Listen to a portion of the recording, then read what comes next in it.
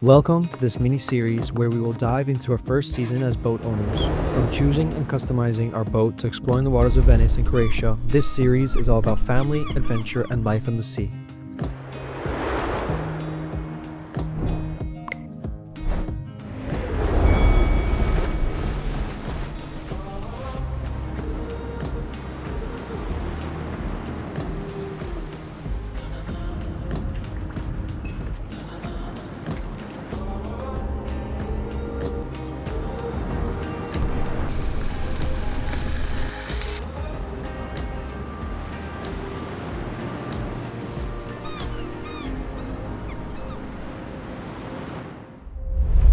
Hey everyone, welcome to Red Adventures. This is Sarah. I'm Julia, and this is Riley. And Roxy's somewhere around. So today we're diving into the story of how we chose Rebel, our Quicksilver 755 weekend, and the steps we took to prepare for our season.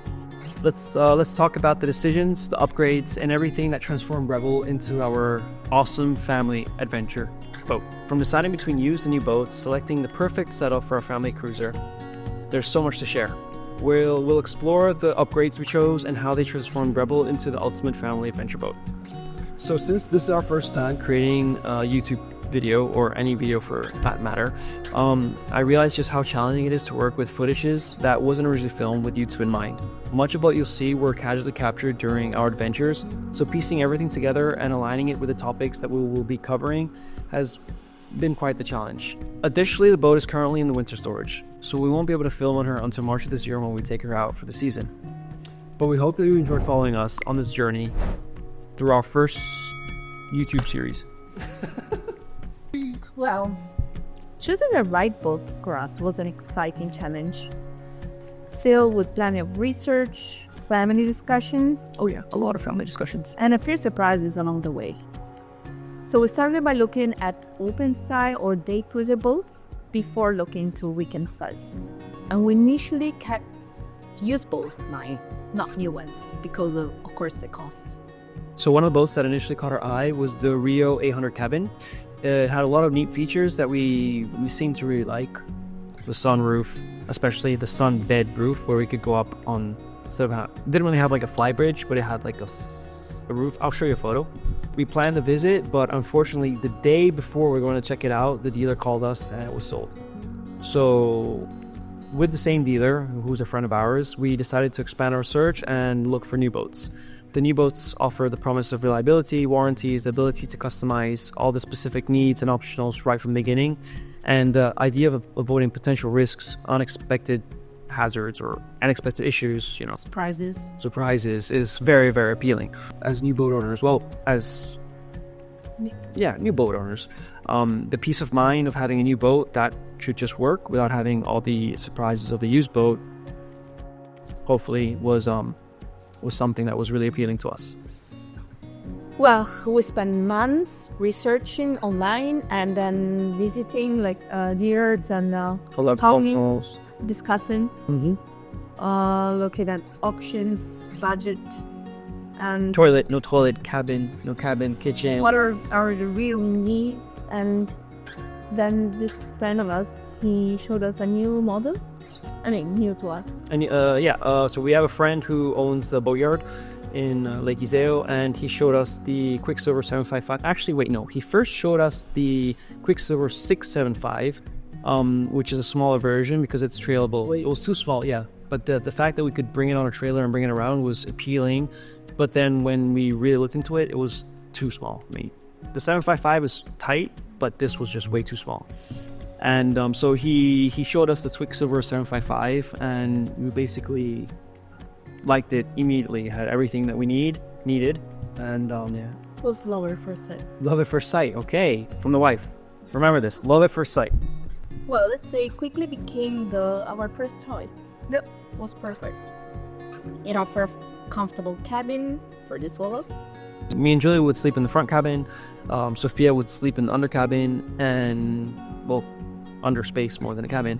And Sarah would sleep on the sofa area that transforms into a bed.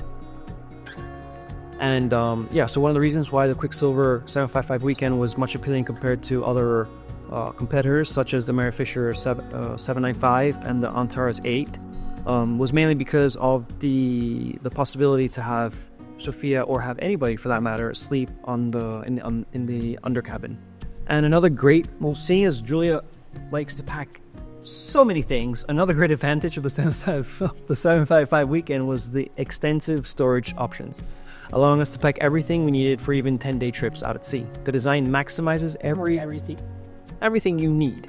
The design maximizes almost every space available on the boat, from compartments, hidden compartments, lockers, and everything.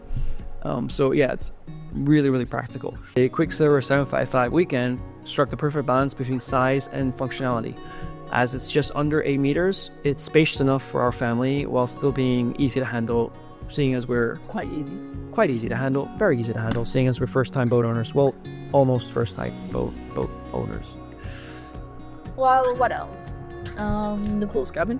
Oh yeah, the closed cabin, so the hard top, was a huge selling point.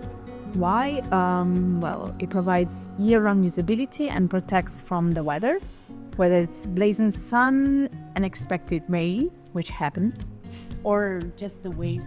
Special waves.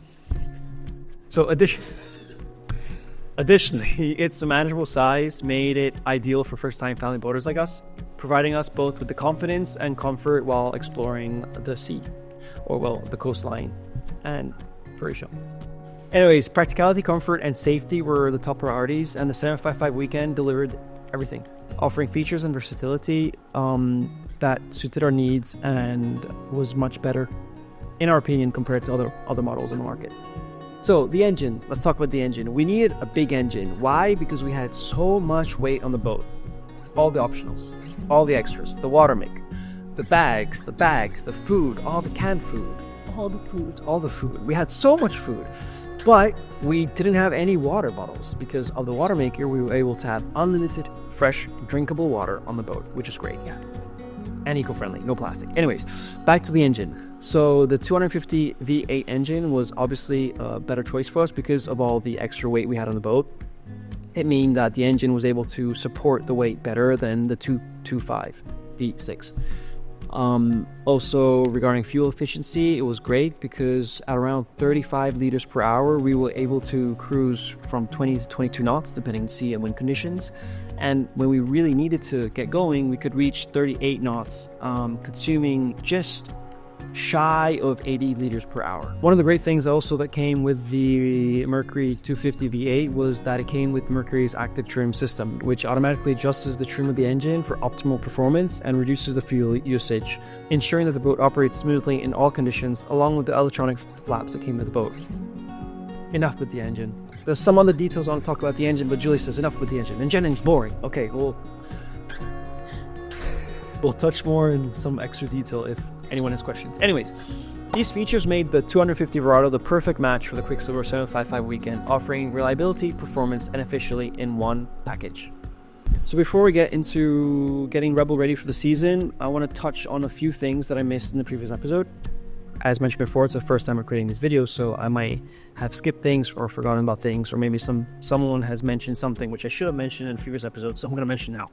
Anyways, let's talk about the packages that we selected. So one of the main packages was the Smart Edition package, which basically comes with all the necessities and basic amenities that one would need, such as the galley, the toilet, very important. For women's preference? Yeah, exactly. In fact, we had to install a floor drain because the toilet was initially a dry head. So by installing the floor drain and an extendable shower head, we converted the toilet into a wet head, which ever since installing it, and it was only been used once because of So we also added the electronics pack, which included the Simrad chart plotter and a Bluetooth sound system, as well as the electric flaps on the boat.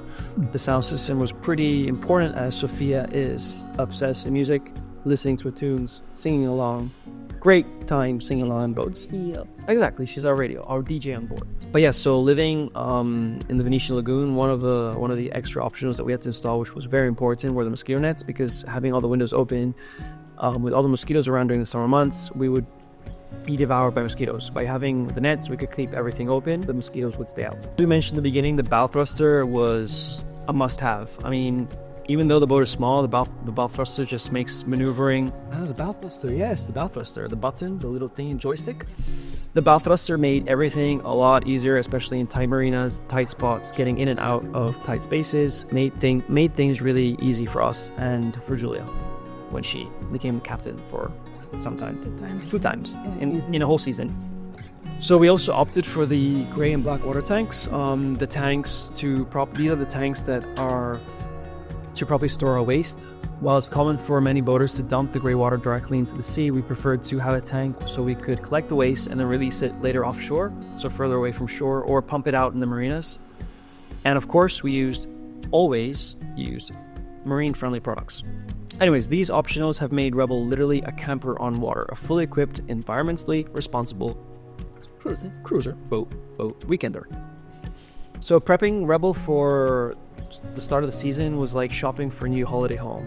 I mean, we bought so much junk that we thought we need. Come on. Okay, we bought a lot of stuff that we thought we initially needed, which then we found out we did not need. That are not essential. They're not essential, yeah. We went to We IKEA. can use it if we had more space. If we had a bigger boat, sure. We went to IKEA with a small list, and when you go to IKEA with a list, you buy everything but the items on your list. Yeah, we kind of did that with the boat. So anyways, after the first couple of outings, we realized that we had just too much stuff and we had to take a lot of stuff out, keeping Essential things like first aid kits and safety. and the toys and the float toys and the dog's toys and the dinghy and the electric motor. No, so we kept everything that was essential and we just got rid of the non-essential items that we exaggerated when we first went shopping for the boat. Without even needing the boat, yeah. But the barbecue was a success. Yeah. The barbecue was an absolute success. We'll show you a bit more on it later on. So preparing the Rebel. Well, it was a lot of Work. Required a lot of work. Time. Required a lot of time, effort, planning. We were lucky that we had a lot of friends who gave us tips and little know-hows. Well, how was the first trip? The first trips leaving the marina were quite intense as everything was new to us. In fact, the first 2 weeks, we used the boat more like a camper because I had to get a friend over. He was too scared to go out.